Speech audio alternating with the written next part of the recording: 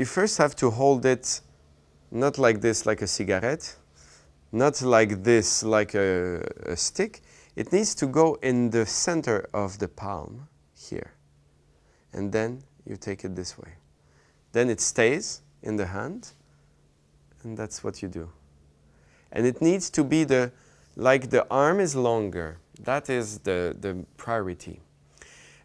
So you don't start and do this with it, because then it's confusing for the musicians. Yeah, they don't know where to play. So it should be 1, 2, 3, 4, but no angles.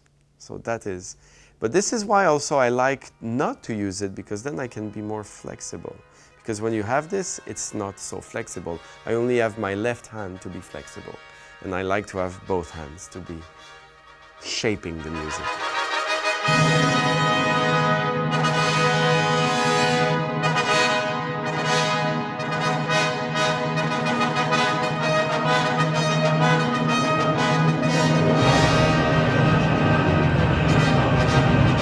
There is a small code, but honestly the code that is common to every conductor is not very complicated.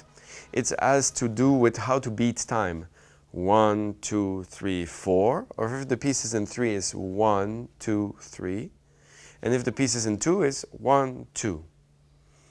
Louder is bigger gestures, softer is smaller gestures. To finish is this, and to start is that. That's about it. It took 1 minute and you know all the code. Yeah.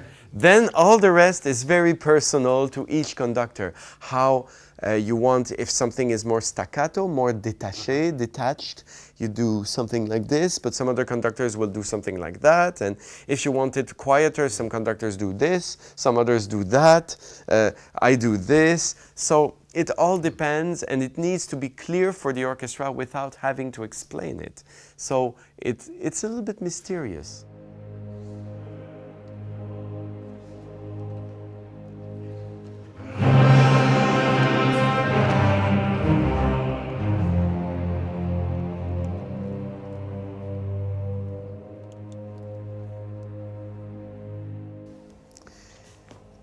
This is what we call a score, alors partiture. This is what has in it, the book, all the music for all the instruments. So one page happens all at one time. I have here the flute, the oboe, the clarinet, the bassoons, the horns again, the timpani. Then here we have the singer, and then all the strings. And I have, when I read all the notes together. I'm not always using a baton. Sometimes you see the stick with the conductor. This is something that was invented many centuries ago because there was no spotlights on the conductors. So to be seen, there was only a candle. And the candle was reflecting the light on the white stick. This is why it was invented, and we kept it now for, because we got used to it.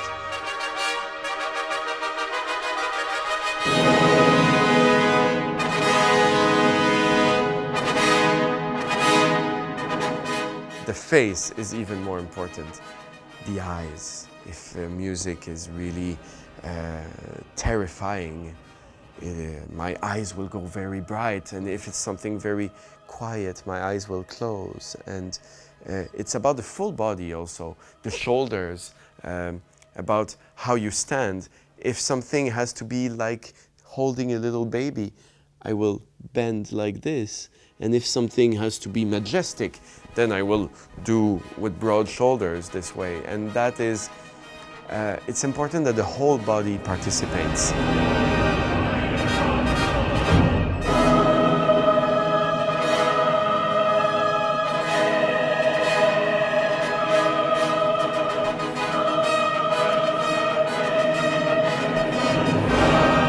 I'm not very tall, so I use very much my whole body. If I was 2 meters high, maybe I could do more small gestures, but it depends on who we are, and we have to be just very free with the gestures.